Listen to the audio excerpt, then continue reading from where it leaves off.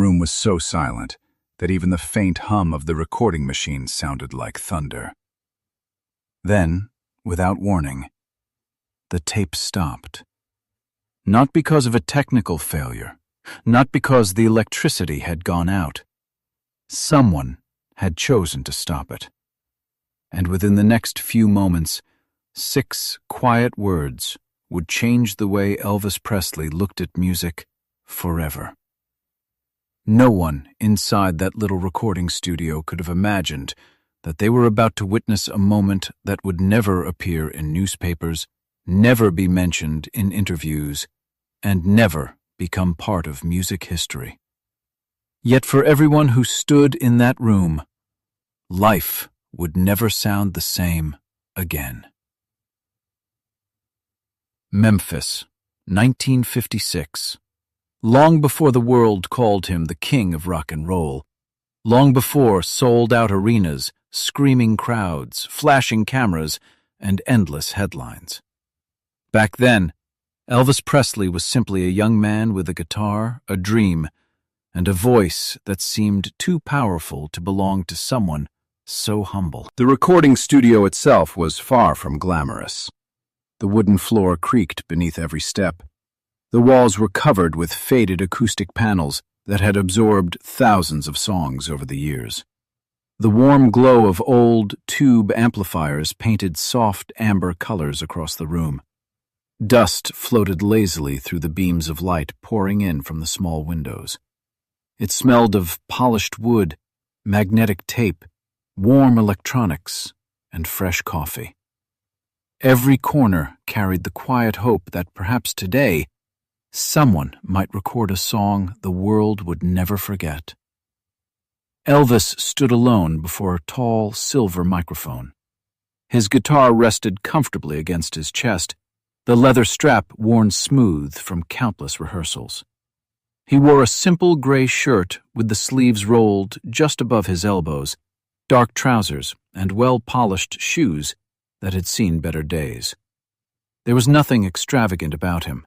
No sparkling suit, no expensive jewelry, no bodyguards. Just a young musician trying to pour his entire heart into every note. Behind the large studio glass sat the recording engineer. Her name was Eleanor Brooks. She could not have been older than her middle 20s. She wore a cream-colored blouse beneath a dark navy cardigan, her brown hair neatly pinned behind her ears. Round glasses rested gently on her nose. Her hands moved carefully across the recording console, as though every button deserved respect. Most people barely noticed her. She preferred it that way. While singers stood beneath bright lights, she quietly preserved their voices forever. Today seemed no different. The producer shuffled through his notebook. The musicians tuned their instruments. Someone joked about lunch. Another adjusted the microphone stand. Everything felt ordinary, comfortably ordinary. Until Elvis smiled. "Ready?" he asked softly. The producer nodded. "Whenever you are." Eleanor pressed the recording button. The reels began turning, slowly, smoothly, steadily. The tape captured silence for only a heartbeat. Then Elvis sang. The first line floated into the room so gently that it almost felt like a whisper. Nobody moved. Nobody coughed. Nobody even shifted in their chair. His voice wrapped itself around every corner of the studio, like warm sunlight slipping through an open winter after a long winter. There was strength in it, but also kindness, loneliness, hope, a strange feeling that somehow reminded everyone of home. The guitarist sitting in the corner forgot to breathe. The drummer lowered his sticks. Even the producer stopped writing. Eleanor stared at the recording meters dancing perfectly across the console. Technically, everything was flawless. But something else happened. something she could not explain. The melody reached a certain phrase, a phrase so familiar, so impossibly familiar, that the room around her slowly disappeared. The recording studio faded. The tape machines faded. The voices faded. Instead, she was somewhere else, many years earlier. A tiny white farmhouse stood beneath a golden sunset. Wildflowers covered the yard. A little wooden porch creaked gently in the evening breeze. A young soldier sat on those steps. His military uniform was still neatly pressed. His boots reflected the fading light. Across his knees rested an old acoustic guitar. He smiled at a little girl no older than 8. She laughed every time he purposely missed a chord. "Again!" she begged. He laughed. "One more time." He played the melody, again and again and again. The little girl eventually leaned against his shoulder, listening with sleepy eyes. The young soldier looked toward the distant horizon where dark clouds gathered. Tomorrow he would leave. Tomorrow he would board a train. Tomorrow he would become another uniform heading toward a war no child could truly understand. But tonight, he was simply an older brother singing to his little sister. The memory felt so vivid that Eleanor could almost smell the freshly cut grass. She could hear the crickets, feel the summer wind. Then, everything shattered. The recording meter suddenly peaked. Elvis reached the very same note. The exact same note. Eleanor's fingers froze. Her heart pounded violently. Her breathing became uneven. No, it couldn't be. It was impossible. She squeezed her eyes shut. But the memory refused to disappear. Instead, she heard another voice, her brother's, soft, warm, gentle. If one day someone else sings this song, his smile never left his face. Promise me you'll listen. The little girl frowned. Why? He brushed a loose strand of hair away from her eyes. Because voices never really disappear. The memory dissolved into darkness. Eleanor gasped. Her hands trembled. Tears blurred the recording console before her. The spinning tape suddenly looked unfamiliar, too loud, too fast, too alive. She could no longer hear the musicians. She could no longer hear the producer. She heard only one voice. Her brother's. The young soldier who had never come home. Without realizing it, her shaking hand reached toward the console. Her finger hovered above a single button. For one endless heartbeat, she hesitated. Everyone inside the studio remained completely unaware. Elvis continued singing. His eyes stayed closed as he leaned closer to the microphone, completely lost inside the music. The producer smiled proudly. This recording might become something special, perhaps even unforgettable. Then, click. The tape stopped spinning. The room fell into absolute silence. Every eye turned toward the control room. Nobody understood what had just happened. Not yet. And Elvis slowly opened his eyes. Looking through the glass, he saw something that frightened him far more than any technical problem. The young woman behind the recording console was crying. And she was reaching into her handbag for an old envelope she had carried with her for almost 20 years. Inside that envelope was a faded photograph and a secret that had been waiting for this exact voice to awaken it. For a long moment, no one moved. The tape reel stood perfectly still, frozen in place as if time itself had forgotten how to move forward. The producer looked from the recording machine to Eleanor. "What happened?" he asked, trying to keep his voice calm. Did the machine fail? Eleanor slowly shook her head. No. Her voice barely escaped her lips. The machine is fine. Every pair of eyes in the studio settled on her. The musicians exchanged confused glances. One of them reached toward his guitar, then quietly lowered his hand again. No one dared to interrupt the silence. Elvis remained standing in front of the microphone. The headphones still rested around his neck.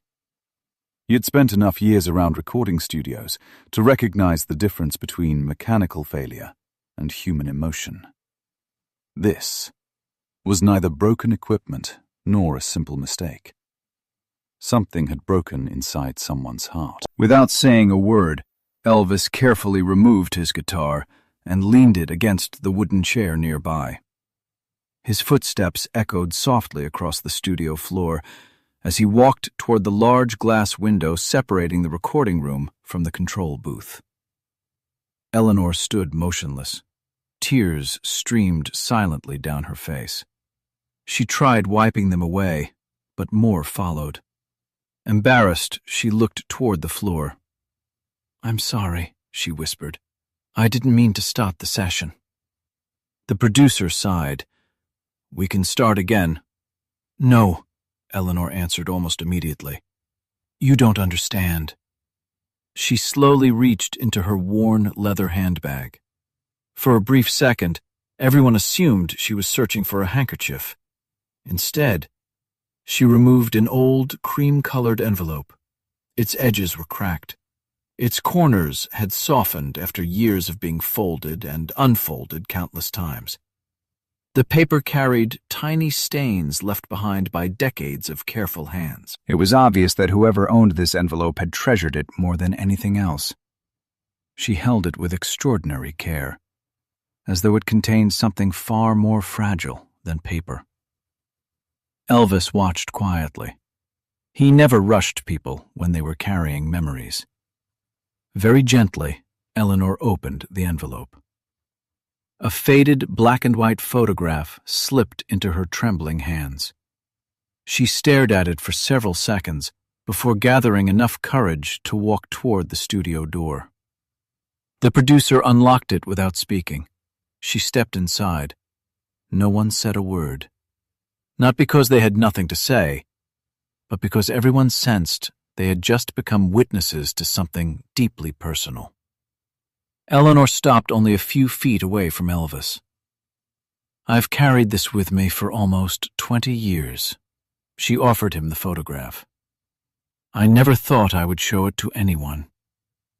Elvis accepted it carefully. The paper felt incredibly thin, almost weightless, yet somehow it seemed heavier than his guitar. He lowered his eyes. The photograph showed a young soldier standing beneath an oak tree. His military uniform was neatly pressed. A guitar rested comfortably against his shoulder. His smile carried the quiet confidence of someone who believed he would soon return home. But what caught Elvis completely off guard was the man's face. He looked astonishingly familiar, not identical, but close enough that Elvis instinctively glanced toward the nearby mirror. The shape of the eyes, the relaxed smile, the way he held the guitar, even the posture felt strangely familiar. For several long moments, Elvis could not speak. Finally, he looked back at Eleanor.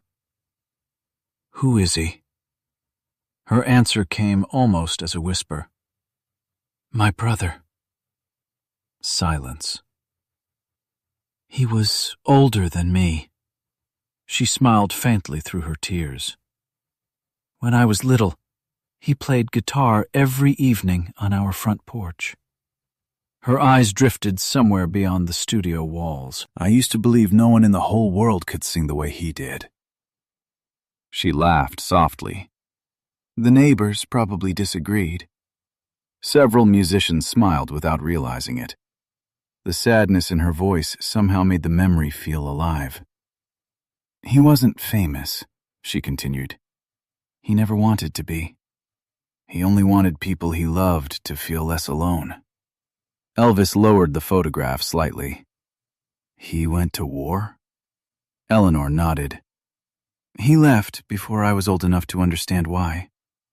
Her fingers tightened around the old envelope. The night before he boarded the train, he couldn't sleep. So he stayed outside with his guitar until sunrise. The room remained completely still. Even the producer forgot about the interrupted recording. Eleanor looked toward the microphone where Elvis had been standing only moments earlier. That night, he played one melody over and over and over again. Her breathing grew uneven. I asked him why he kept repeating the same song. She closed her eyes. He smiled. And he said something I'll never forget. Elvis listened carefully. Every person inside the studio leaned forward, almost unconsciously.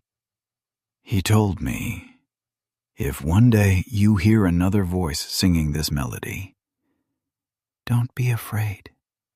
She paused. Tears rolled freely down her face. Because love has a strange way of finding its way home. The words settled over the room like gentle snowfall. No one spoke. No one moved. Elvis slowly looked back at the photograph. His thumb carefully brushed away a tiny layer of dust from its surface. I've never met your brother, he said quietly. I know. But when you sang today, her voice trembled again. For one impossible moment, I thought I had. The producer lowered his head. One of the session musicians quietly removed his glasses to wipe away tears. No one had expected an ordinary recording session to become something like this. Elvis continued staring at the photograph. His expression changed, not dramatically, not all at once. It was something quieter, a realization.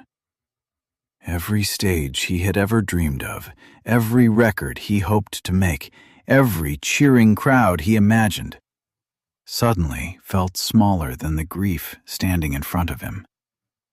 He slowly handed the photograph back. Then he looked directly into Eleanor's eyes. What was his name? She smiled through her tears. Daniel. Elvis nodded once. I'd like to meet him. Eleanor's smile broke. He never came home. Those 4 words struck the room with more force than any shout. Elvis closed his eyes. For a brief moment, he remembered his own family. The sacrifices, the uncertainty, the fear every family carried when someone disappeared into war. He took a slow breath. Then he turned toward the producer. I need one favor. What is it? Turn off every light. The producer blinked. What? Every light. The musicians exchanged puzzled looks. Elvis continued. Leave only the lamp above the microphone. No one questioned him. One by one, the lights disappeared. The bright studio slowly surrendered to darkness. Only a single warm lamp remained. Its golden light fell across the lonely microphone like a spotlight on an empty stage. Elvis walked back toward it, but before placing the headphones on again, he stopped. Without turning around, he spoke softly. I don't want applause when this is over. No one answered. I don't want anyone talking. He rested one hand on the microphone stand. And I don't want this recording to belong to me. The room grew impossibly still. Elvis drew one slow breath. Then he quietly said, This one is for Daniel, and for every family still waiting to hear one last song. He closed his eyes. His fingers reached for the guitar strings. The first chord had not yet been played, but every soul inside that studio already knew they were about to witness something none of them would ever forget. No one spoke. No one even dared to breathe too loudly. The little studio that had once been filled with casual conversation now felt almost sacred. The warm glow of a single lamp rested above the microphone. Everything beyond its circle of light disappeared into shadow. Elvis stood alone beneath it.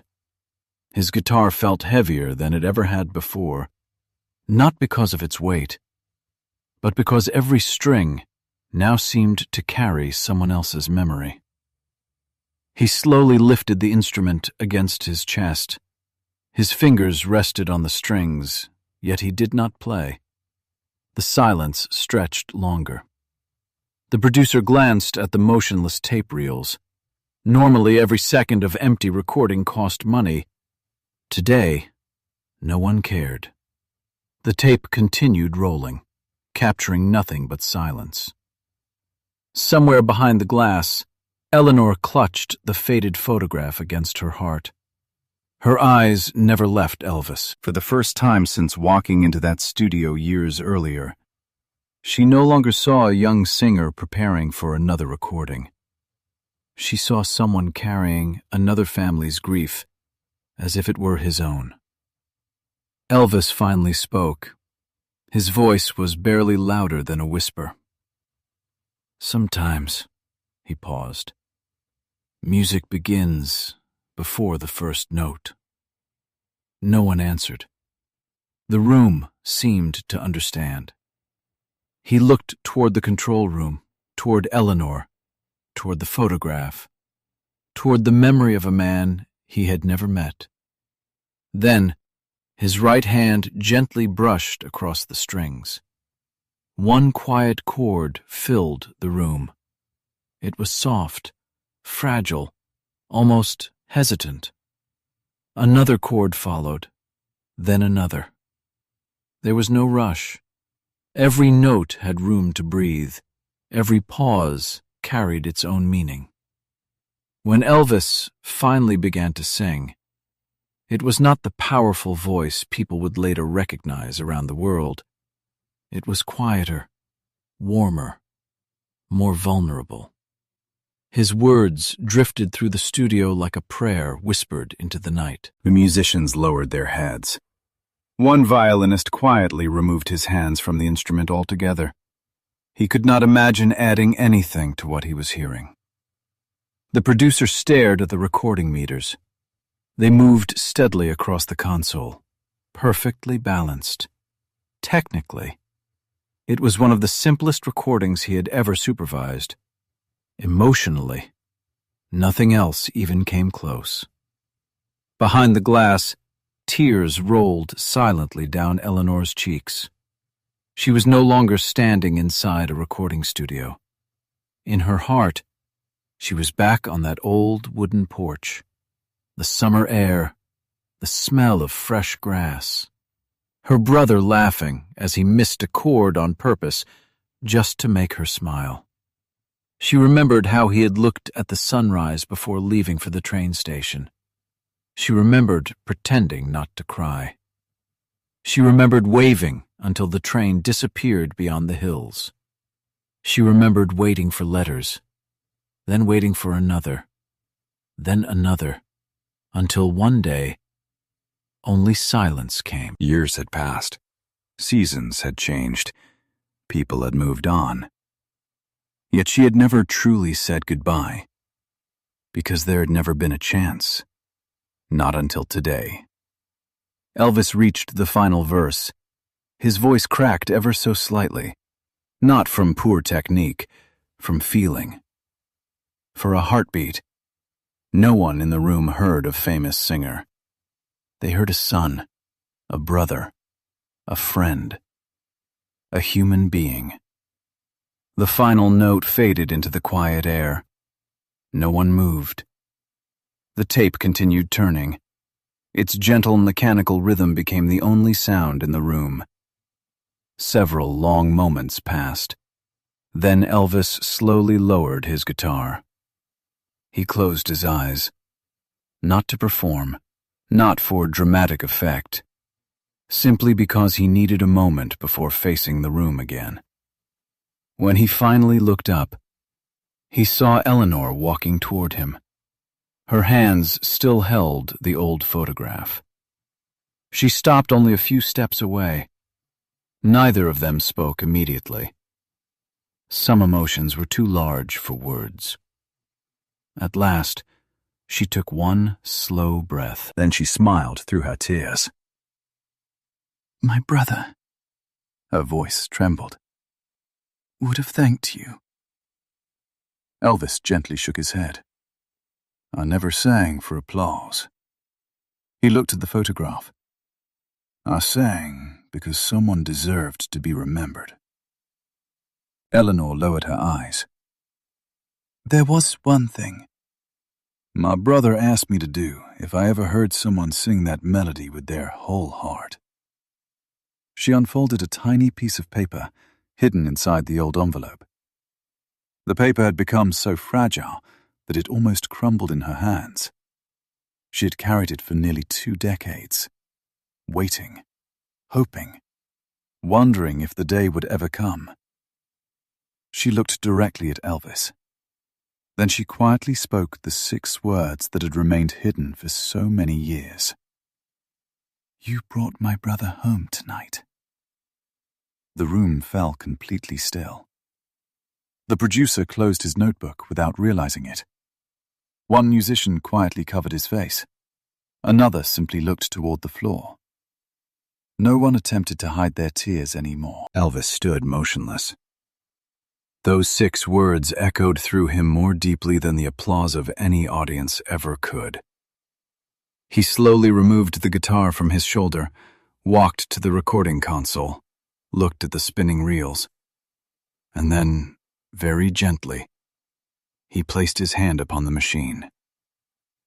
The producer cleared his throat. "We can trim the beginning before pressing the record." Elvis looked at him.